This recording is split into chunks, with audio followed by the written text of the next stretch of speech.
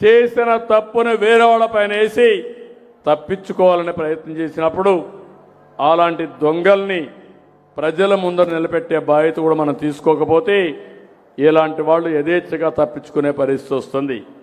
నిన్న మొన్న చూస్తున్నారు, అసెంబ్లీ ఒక పవిత్రంగా జరుగుతూ ఉంది. ప్రజల అవసరాలు చర్చిస్తున్నాం, పరిష్కార మార్గాలు చూపిస్తున్నాం, సాధ్య అసాధ్యాలు చెప్తున్నాం, ప్రజా చైతన్యం తీసుకొస్తున్నాం. అలాంటి అసెంబ్లీకి రారు.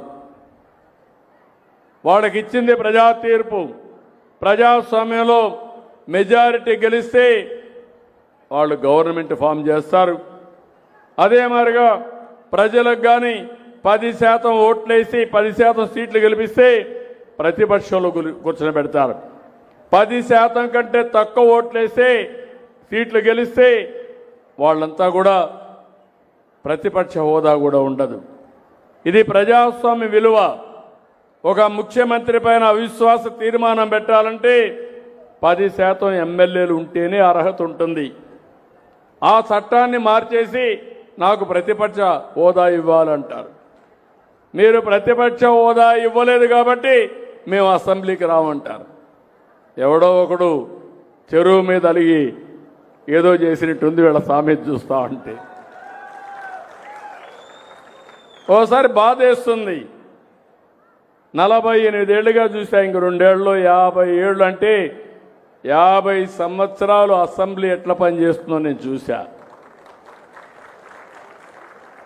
అలాంటిది విచిత్రమైనటువంటి ఆలోచన, అడ్డదారిలో మాట్లాడడం, బెదిరించడం, దౌర్జన్యాలు చేయడం. నేను అందుకే చెప్పా, ఎవరైనా సరే వింటారేమో కానీ నేను ఫ్యాక్షన్స్ని పూర్తిగా అణిచివేసిన వాడిని. తీవ్రవాదుల మీద పోరాడి ప్రజల ప్రాణాలు మానాలు కాపాడడానికి, మీ ఆస్తులు కాపాడడానికి నా ప్రాణం మీదకే తెచ్చుకుంటే భయపడకుండా 23 క్లేమోర్ మైన్స్ నా మీద బ్లాస్ట్ చేస్తే సాక్షాత్ వెంకటేశ్వర స్వామి మీకోసం నన్ను బతికిచ్చాడు. మళ్ళీ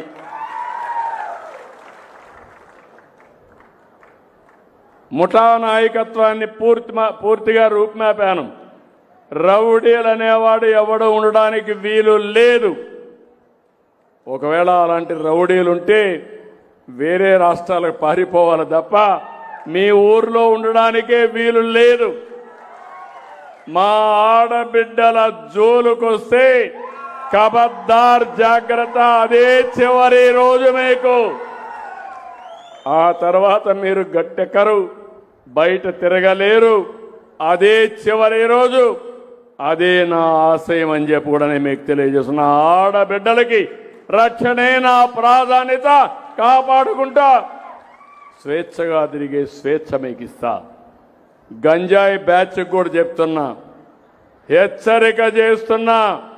ఖబర్దార్, గంజాయి బ్యాచ్ ఎక్కడన్నా ఉండి మత్తులో తప్పు చేసినా చిత్తుగా నీకేం చేయాలనో చేసే బాధ్యత తీసుకుంటా అని వారికి కూడా హెచ్చరిస్తున్నా. ఈ రాష్ట్రం సమయం పోగొట్టుకోవడానికి సిద్ధంగా లేం. చెడుదా